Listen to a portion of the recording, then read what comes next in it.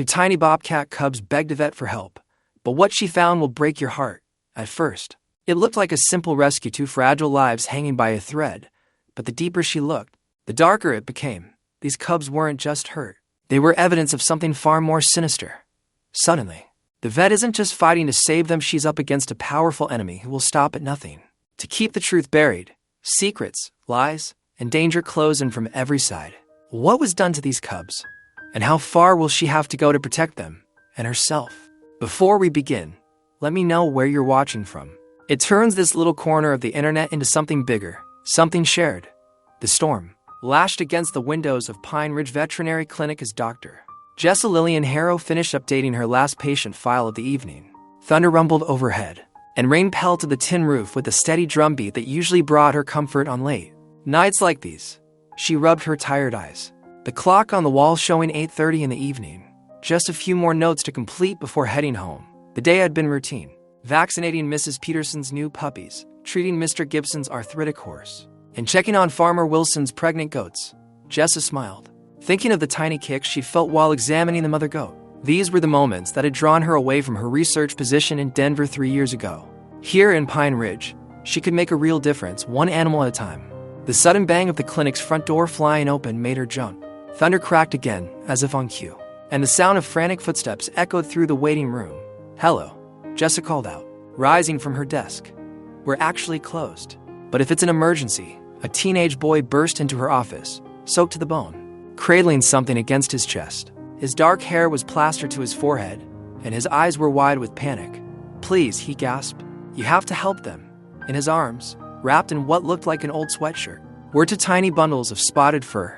Jessie's heart skipped a beat as she recognized the distinctive markings of bobcat cubs. Their small bodies were trembling, and their cries, weak but desperate, filled the room. "Put them here, quickly," Jessie instructed, clearing space on her examination table. Her training kicked in immediately, pushing aside any questions about where the cubs had come from. Right now, their survival was all that mattered. The boy gently placed the makeshift nest on the table. The cubs couldn't have been more than 8 weeks old, and they were severely undernourished. Their ribs showed through their fur, and their usually bright eyes were dull with exhaustion. "I found them. I couldn't just leave them," the boy stammered, stepping back as Jessa began her examination. His clothes dripped onto the linoleum floor, creating small puddles around his feet. "You did the right thing bringing them here," Jessa assured him, her voice calm despite the growing concern in her chest. She'd treated injured wildlife before.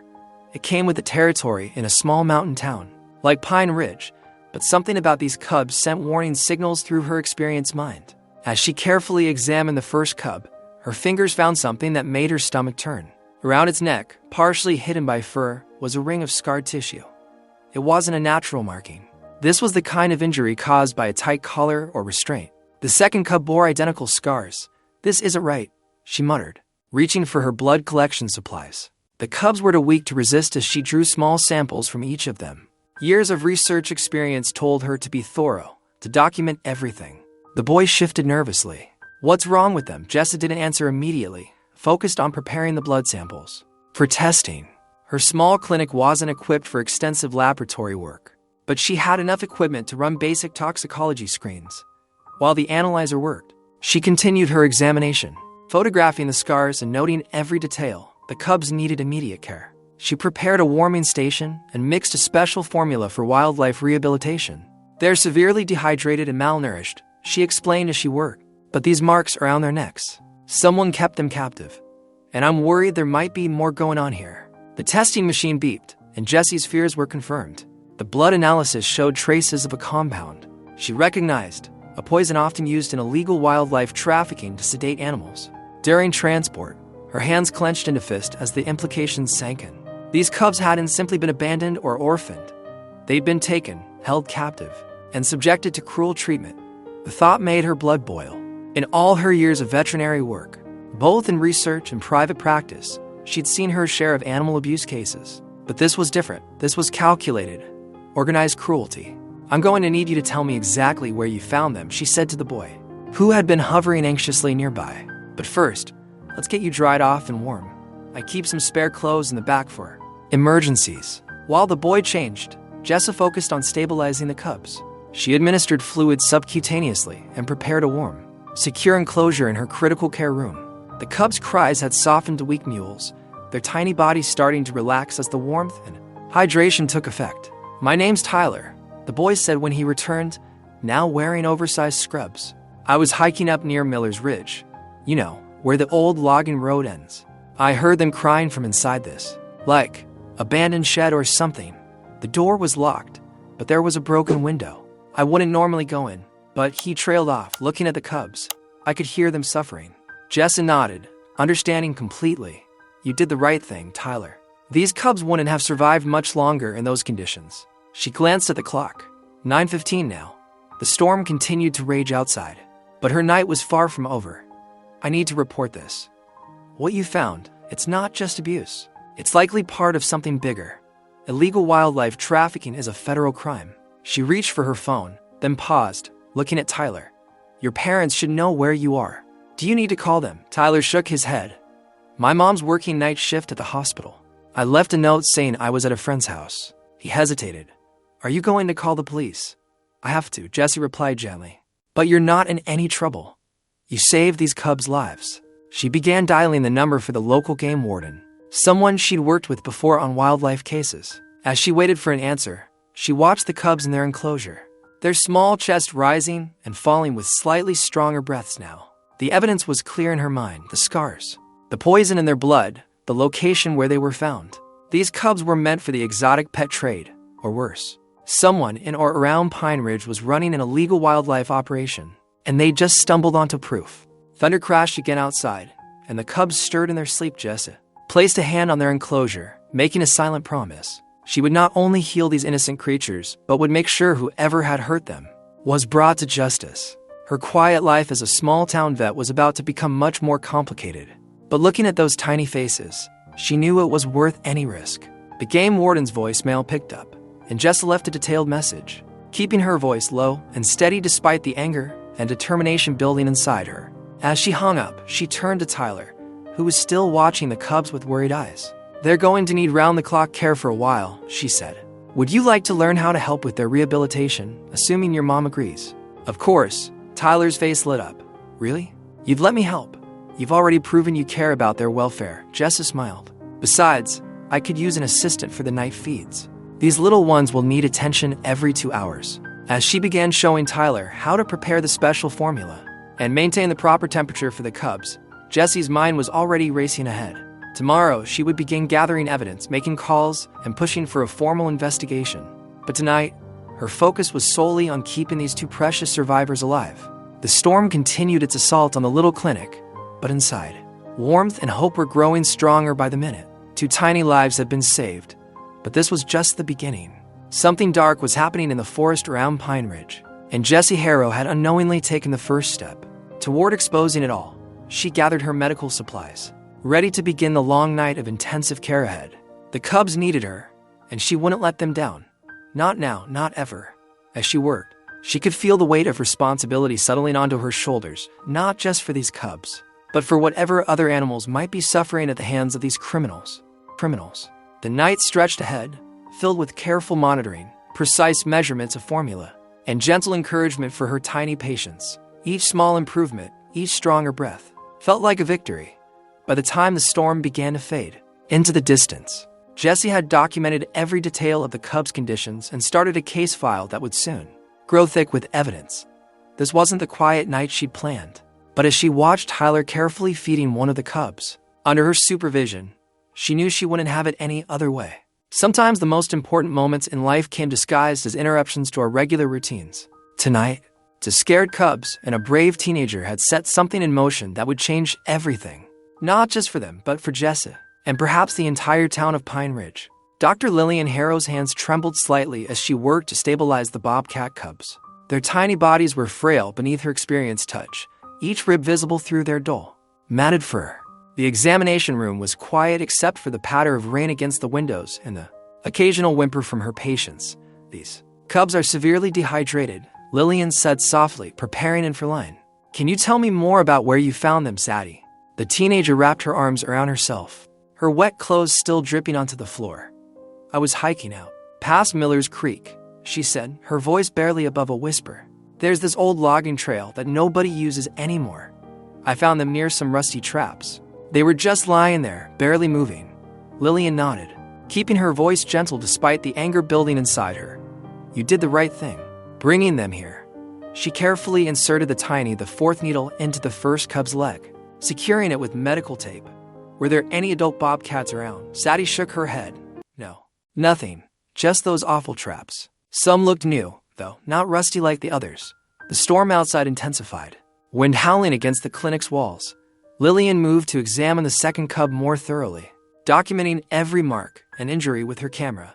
The scarring around their necks told a story of prolonged captivity, while the traces of poison in their blood suggested something even more sinister. I need to report this, Lillian said, reaching for her phone. This isn't just animal cruelty. It's evidence of illegal wildlife trafficking. She dialed the regional wildlife authority's emergency number, cradling the phone between her ear and shoulder as she continued treating the cubs. After several rings, a bored-sounding dispatcher answered. Wildlife Emergency Services. This is Dr. Lillian Harrow at Pine Ridge Veterinary Clinic. I'm reporting to bobcat cubs showing signs of illegal captivity and possible trafficking, doctor. The dispatcher cut in, his tone oddly dismissive. Are you sure these aren't just orphan cubs? We get a lot of false alarms this time of year. Lillian frowned. I've been a wildlife veterinarian for 15 years. These cubs have restraint marks in toxicology showing sedative compounds commonly used in trafficking. This needs immediate investigation. File a report online, the dispatcher said flatly. We'll look into it when we can. Before Lillian could protest, the line went dead. She stared at her phone in disbelief, the dispatcher's strange reluctance, setting off warning bells in her mind. Sadie, who had been helping clean the cubs with warm towels, looked up anxiously. They're going to help, right? Before Lillian could answer, bright headlights swept across the clinic windows, cutting through the rain-streaked glass. A large vehicle pulled into the parking lot, followed by another. The heaviness in Lillian's stomach turned to ice. Sadie, she said quietly, take the cubs into the back room, now. Heavy boots clomped up the clinic's wooden steps. 3 sharp knocks echoed through the building. Dr. Harrow, a deep voice called. We're local hunters. Heard you might have found some cubs that wandered off from our research project. Lillian moved to the front desk, positioning herself between the entrance and the treatment area where Sadie had disappeared with. The cubs were closed, she called back firmly. Mom, those cubs are part of a licensed study. Another voice insisted. We have proper documentation. If you'll just open up, any legitimate wildlife research would be properly tagged, Lillian responded, her voice steady despite her racing heart. These cubs show signs of abuse. I've already contacted the authorities. A low chuckle came from outside. Have you now? And how did that call go? The implication in his tone confirmed Lillian's worst fears. These men weren't just random hunters, they were connected, powerful enough to have influence with local authorities. The kind of people who could make problems disappear. The doorknob rattled. Last chance to do this the easy way, doctor. Lillian reached under the desk for the panic button she'd installed years ago, silently grateful for her paranoia. I have security cameras recording everything, she announced loudly, and I've already sent photos and blood work results to colleagues. Walking away now would be your easy way. A tense silence followed. The rain drummed against the roof, punctuated by distant thunder. Finally, footsteps retreated down the stairs. This isn't over. One of the men called back. Those cubs don't belong to you. Lillian waited until she heard vehicles starting up and driving away, before rushing to the back room. Sadie was huddled in a corner with the cubs, tears streaming down her face. Who were they? She whispered. People who need to be stopped. Lillian answered grimly, checking on the cubs. They were sleeping now, the fur fluids helping restore their strength. But right now, we need to focus on keeping these little ones safe and healthy. She knew the men would be back. Their brief exchange had made it clear that someone powerful wanted these cubs, and the evidence they represented, to disappear. But Lillian had spent her career protecting vulnerable creatures. She wasn't about to stop now, no matter how dangerous it became. Thunder cracked overhead as she began making plans. The cubs would need round-the-clock care, and she needed to get her evidence somewhere safe. More importantly, she needed to figure out who was behind this operation and why the usual channels for reporting wildlife crimes seemed to be compromised. Sadie helped her set up a temporary recovery space for the cubs, converting an unused storage room into a secure nursery. As they worked, Lillian couldn't shake the feeling that this stormy night was just the beginning of something much larger and more dangerous than she'd ever faced before. The cubs slept peacefully in their warm enclosure, unaware of the storm both outside and brewing around them. Lillian checked their IVs one last time, her resolve strengthening. Whatever came next, she would protect them and expose whoever was responsible for their suffering. The morning sun cast long shadows through the clinic windows, but it brought no warmth to Lillian's spirit. She sat at her desk, staring at the computer screen while her untouched coffee grew cold beside her. The night's events played over and over in her mind like a bad movie she couldn't turn off. Her research had led her to a name that made her blood run cold: Marshall Kane. The wealthy rancher's face stared back at her from numerous local news articles, always shown shaking hands with politicians or cutting ribbons at charity events. His broad-shouldered frame and expensive ranch wear projected an image of rustic authority, but there was something cold in his eyes that the camera couldn't quite hide. Pine Ridge's own success story, one headline proclaimed. The article detailed Kane's rise from modest beginnings to becoming one of the region's largest landowners. His ranch operations stretched across 3 counties, and his political donations opened doors in the state capital. But there were other stories too, whispered ones that never made the papers. Lillian had heard them during her 5 years in Pine Ridge: mysterious accidents befalling troublemakers, environmental violations that disappeared before reaching court, wildlife officers suddenly transferring after raising concerns about his land. The phone on her desk rang, making her jump. It was Dr. Martinez from the State Wildlife Laboratory. "Lillian," he said, his voice unusually tight, "about those blood samples you sent over last night. There's been a problem." She sat up straighter. "What kind of problem?" "They're gone. Someone must have misplaced them, and the digital files seem to be corrupted." "That's impossible," Lillian protested. "I labeled everything clearly and sent backups." "Look," he cut in, lowering his voice. "This isn't just about lost samples. I got a call this morning from Kane's office." The name hung in the air between them like smoke. They said these tests were interfering with an ongoing wildlife management study. Martinez continued, said it was all approved at the state level. "Lillian, they had paperwork. Everything looked official." She gripped the phone tighter. "Those cubs were abused, David. They had restraint marks, signs of sedation." "I'm sorry," he said. "My hands are tied." Kane is friends in the oversight committee. Just be careful, okay?" The line went dead, leaving Lillian staring at the receiver. Her hands shook as she set it down. She turned to her computer, pulling up the report she'd filed with the State Wildlife Protection Office the night before. The page wouldn't load. When she called the office, the administrator claimed no record of her submission existed. "Are you sure you completed all the forms correctly?" the woman asked, her tone suggesting Lillian was simply confused. "I have the confirmation number right here," Lillian insisted. "I'm sorry, but nothing's showing up in our system.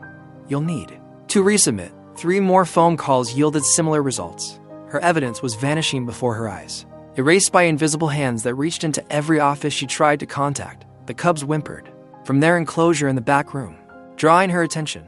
She went to check on them, their tiny forms huddled together for comfort. They were recovering physically, but their eyes still held a wild fear that broke her heart.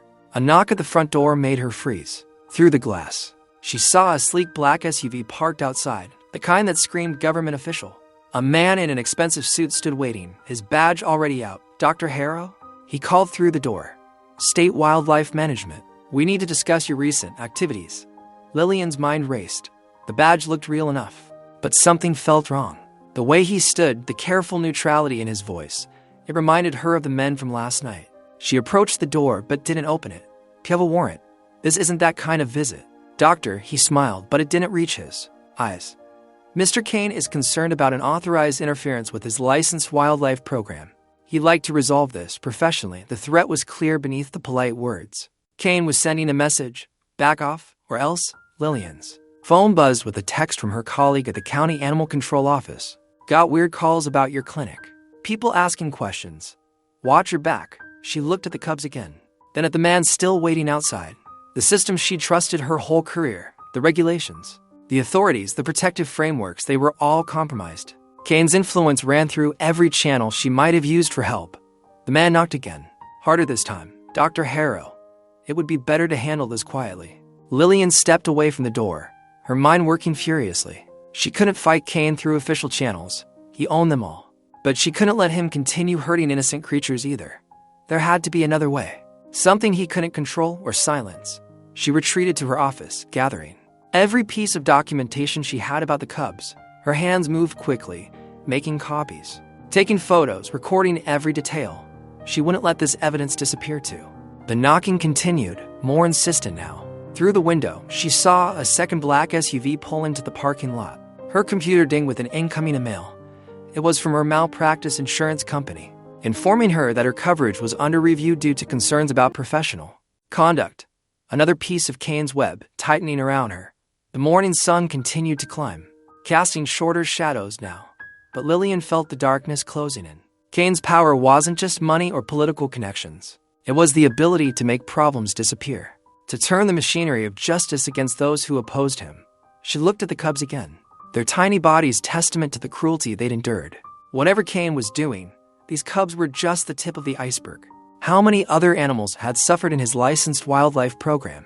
How many other people had been silenced? When they discovered the truth, the knocking stopped. Through the window, she saw the men returning to their vehicles, but their departure brought no relief. This was just the beginning.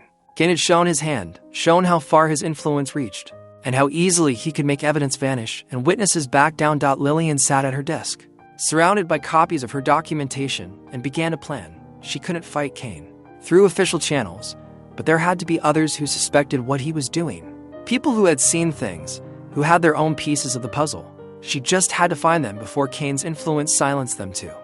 The cubs whimpered again, and she went to comfort them. Their lives were in her hands now, and she couldn't let them down.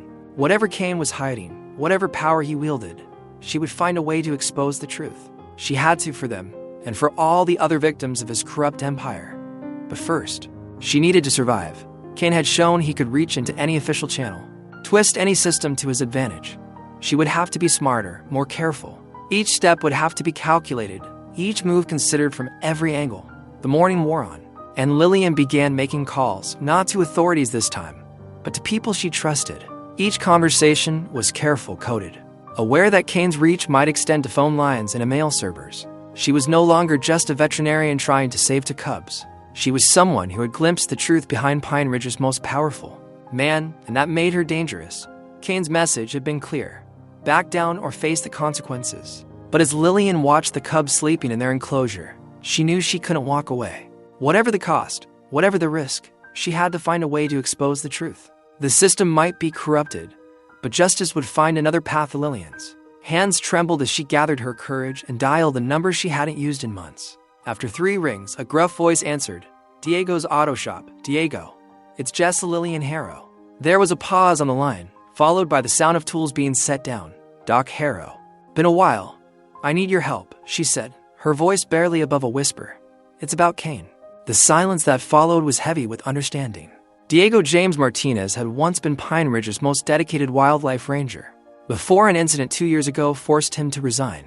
Now he fixed cars instead of protecting wilderness, but Lillian knew his heart hadn't changed. Come by the shop, he said finally. After hours, 6 o'clock. The afternoon crawled by as Lillian tended to her regular patients, a limping sheepdog, a cat with an infected paw, a parakeet with clipped wings.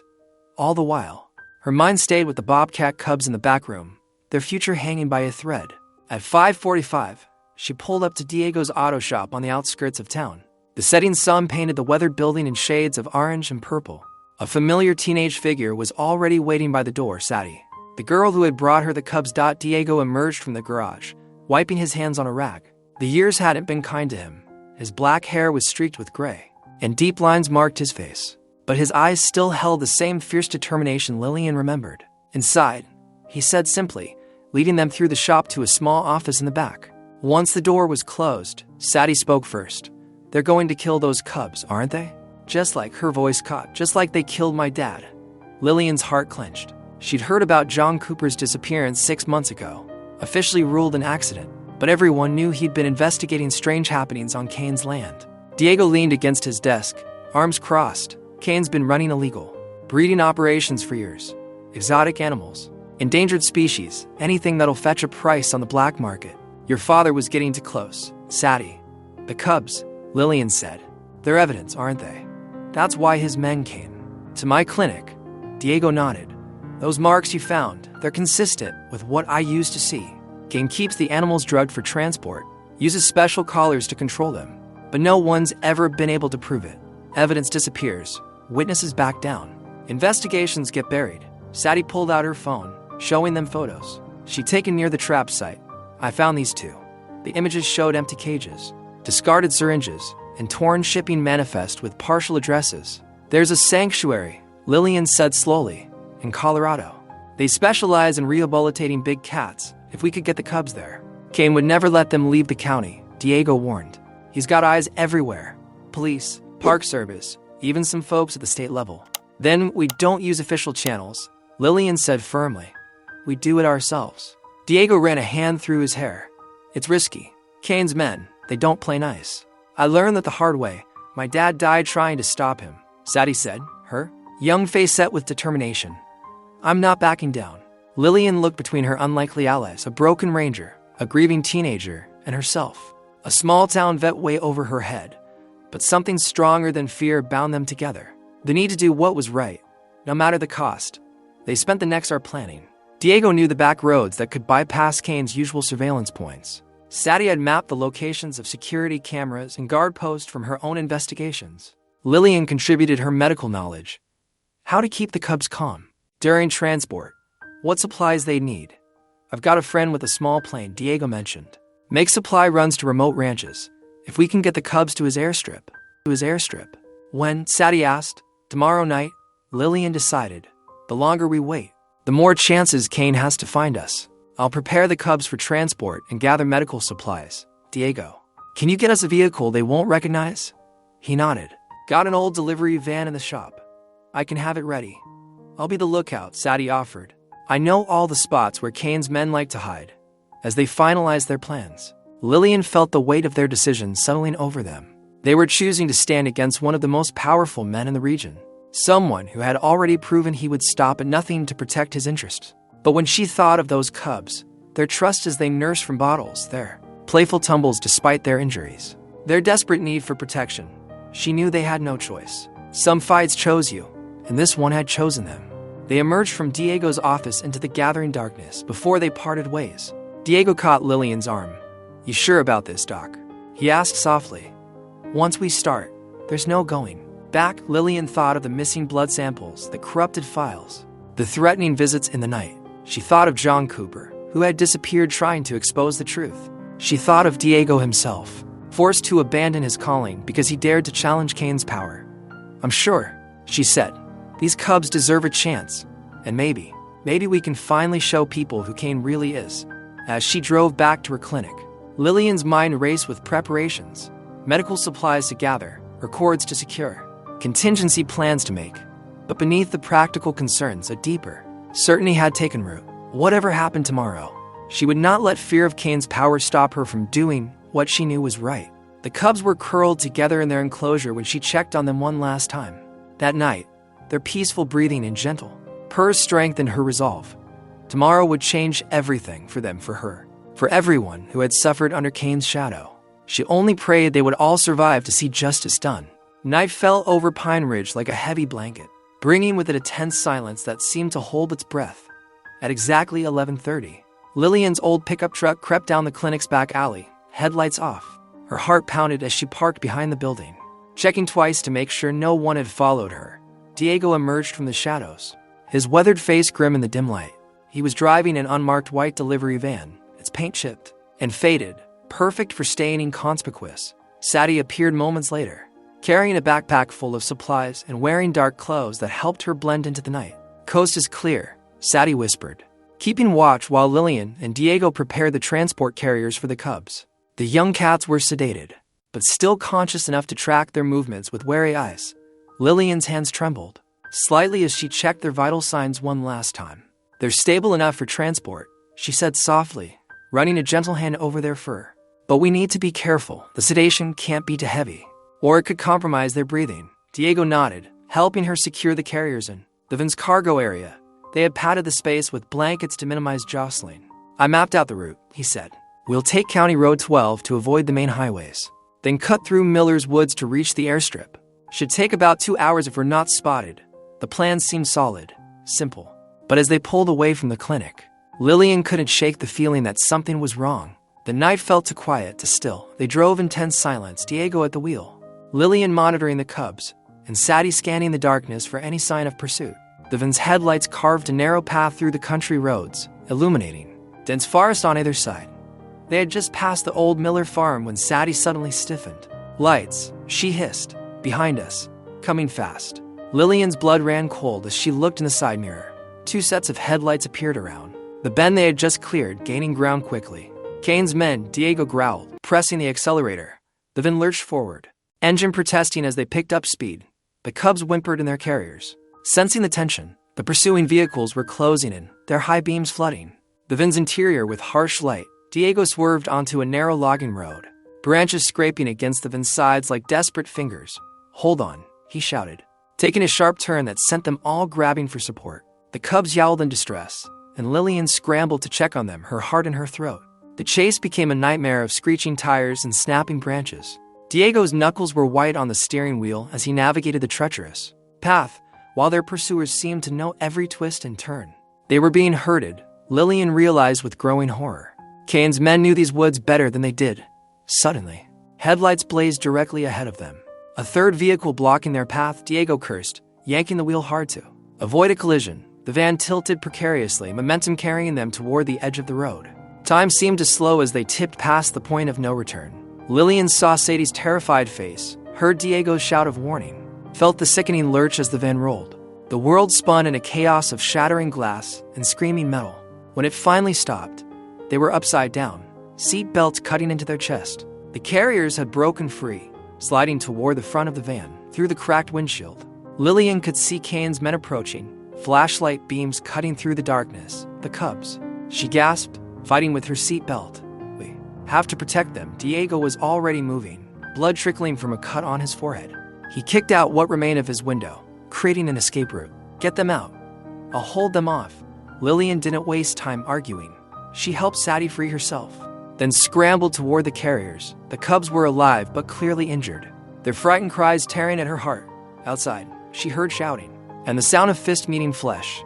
Diego was engaging Kane's men, buying them precious seconds. Sadie helped her pull the carriers through the broken window. Ignoring the glass that cut into their hands, into the woods, Lillian ordered passing.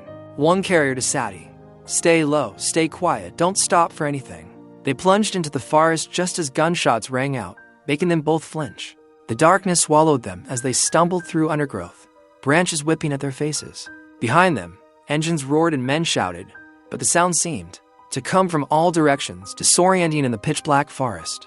After what felt like hours, but was probably only minutes, they found temporary shelter in a hollow beneath a fallen tree. Lillian immediately checked the Cubs, her heart sinking as she assessed their conditions. The larger cub had a gash along its side, probably from the carrier's broken door. Its breathing was labored, pupils dilated from fear and shock.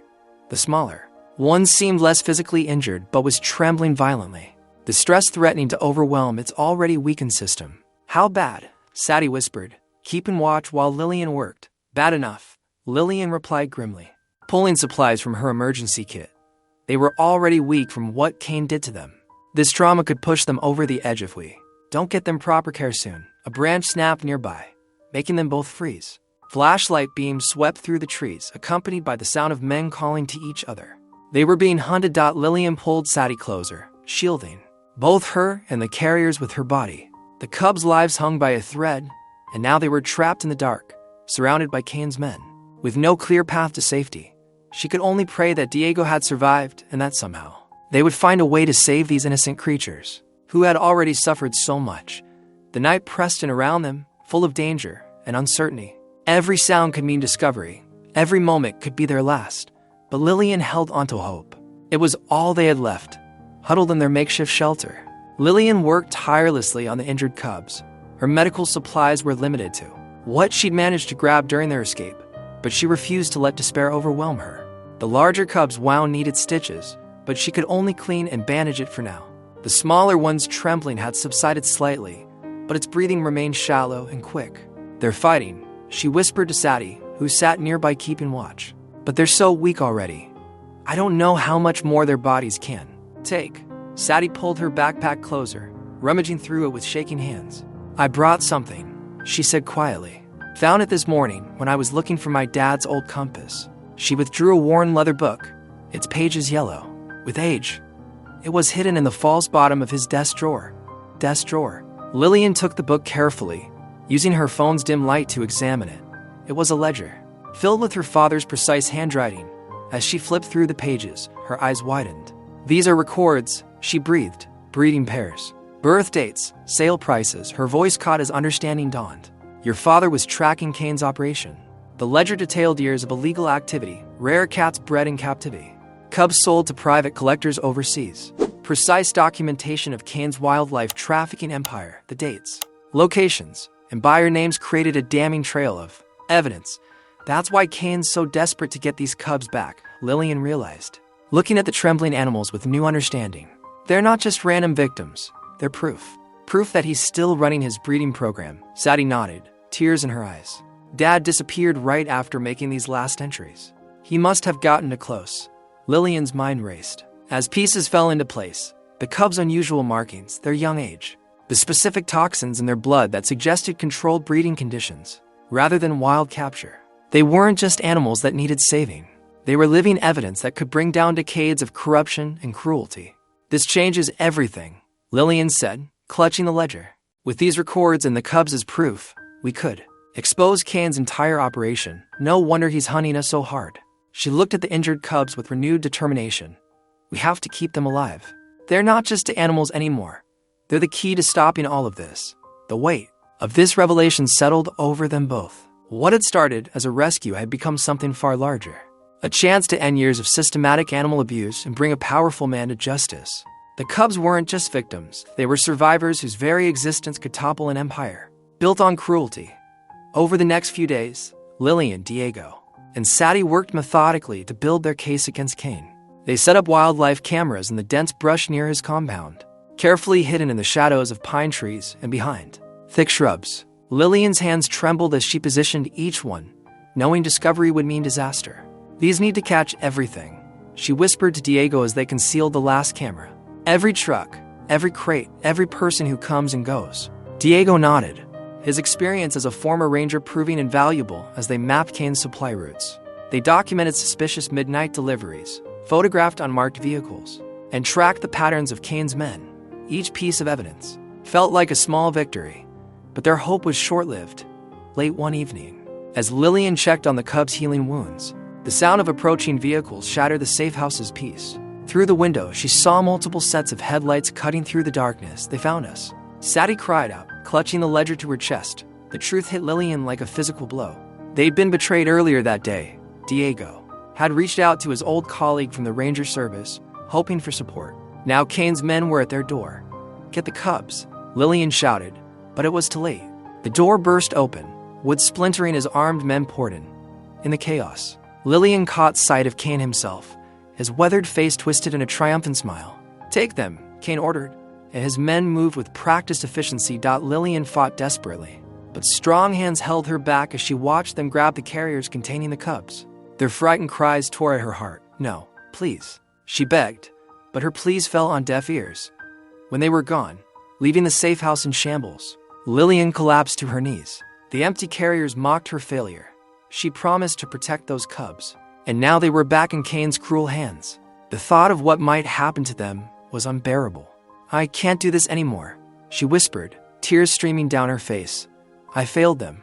I failed everyone. Diego stood in shocked silence, the weight of his former colleague's betrayal crushing him. Sadie sobbed quietly in the corner, clutching her father's ledger. Now their only remaining evidence. The night stretched endlessly before them, filled with the knowledge that somewhere, the innocent cubs were suffering because of their mistakes. Lillian had never felt more defeated, more utterly broken. The thought of Kane winning, of his cruelty continuing unchecked, was almost too much to bear. Lillian sat in the silence of the desecrated safe house, the betrayal heavy in her chest.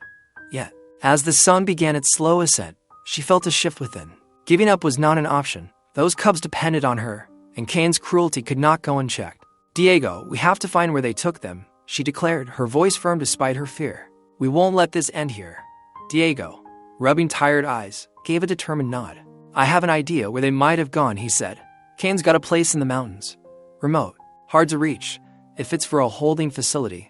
Driven by the urgency of the mission, they set off at dawn, steering the truck through winding, deserted trails. The drive stretched on, and as the landscape turned more rugged, traces of anxiety gripped them both. Their only guide was Diego's knowledge from his days as a ranger.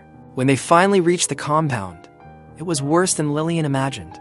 Tall fences surrounded the facility, and guards with rifles patrolled the perimeter, hidden in the undergrowth. They both scanned the area. "Lillian, this place is a fortress. We need a plan," Diego whispered. "We'll create a distraction," Lillian replied, her voice low and intense. "I'll slip in, get to the cubs, and grab any records I can find. You'll ensure we've got a route out." Diego frowned, contemplating the risk.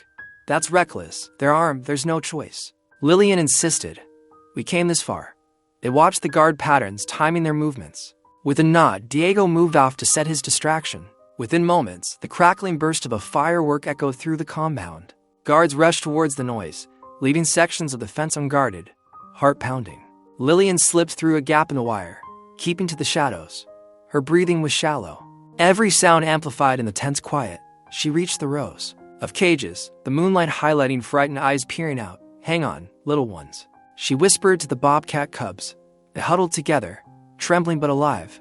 Around them, other creatures shifted nervously, a grim testament to Cain's operations. Lillian worked swiftly, releasing latches and opening cages. A chorus of instinctual cries filled the air as animals seized their chance for freedom. Pausing only to stuff incriminating records into her backpack, she coaxed the cubs towards the safety of the trees. Diego met her at the boundary. "You did it," he uttered, relief coloring his voice. But there was no time for celebration. Guards would be swarming any second. With a final push, they disappeared into the night. The records their lifeline, the cubs their hope. Together, they committed fully to this flight for justice, knowing failure was no longer an option. The night exploded into chaos as alarms blared across Cain's compound. Guard dogs barked furiously, their howls echoing through the darkness. Lillian's heart hammered in her chest as she and Diego crouched behind storage containers, watching armed men rush past. "We need to move now," Diego whispered, gesturing toward the main building. "The cubs are in there." They darted forward, keeping low. The first trap caught them by surprise. Thin wires stretched across their path. Diego spotted it just in time, pulling Lillian back before she could trip. But the second trap wasn't so forgiving. A hidden snare caught Diego's ankle, sending him crashing to the ground with a muffled cry of pain. "Go," he urged through gritted teeth. "I'll catch up." Lillian hesitated only a moment before pressing on. The sound of dogs grew closer. She could hear their powerful paws pounding against her, their handlers shouting commands. The main building loomed ahead, its windows reflecting the moonlight. Inside, she found rows of cages. The cubs huddled together in one near the back, their eyes wide with fear. As she worked to unlock their cage, a voice froze her blood. "I warned you about meddling." Cain stood in the doorway, his silhouette menacing. Without warning, he struck a match and tossed it onto a trail of accelerant. Flames roared to life, racing along the floor.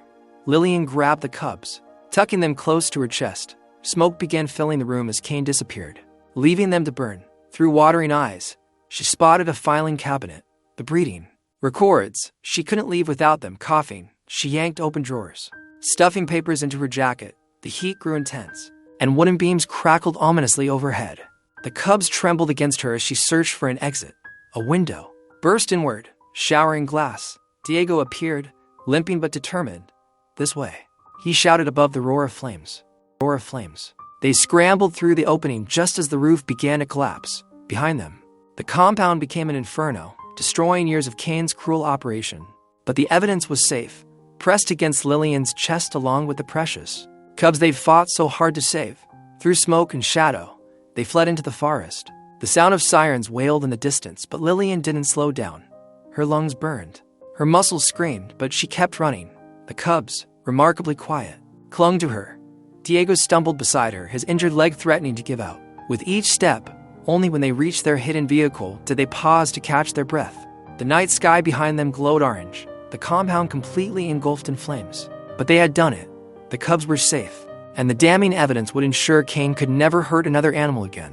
Dawn broke over Pine Ridge with golden promise. Federal agents' vehicles lined the long driveway to Cain's sprawling ranch, their lights flashing against the morning mist. Lillian watched from her parked truck as agents in dark jackets swarmed the property, armed with search warrants and the evidence she had risked everything to obtain. The breeding records had revealed far more than anyone imagined. Detailed logs of illegal wildlife trafficking spanning 15 years, payoff lists naming corrupt officials, and documented proof of animal cruelty.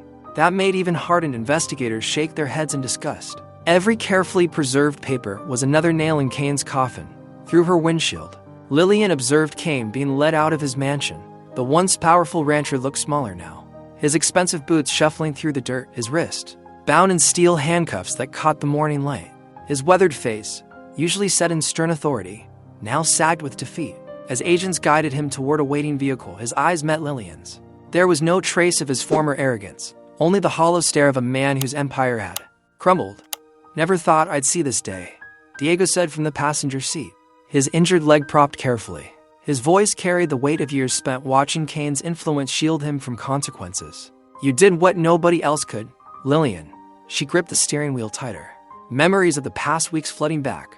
The terror of the chase, the heat of the fire, the cubs trembling in her arms. "We did it together," she corrected him, thinking of Sadie too, whose father's disappearance would finally be investigated. 3 weeks later, Lillian drove along a quiet mountain road, heading to the wildlife sanctuary where the cubs had found their new home. The autumn air was crisp, and leaves painted the hillsides in brilliant reds and golds. Her heart felt lighter with each mile. The sanctuary sprawled across 50 acres of protected land, far from the reach of those who would harm its residents.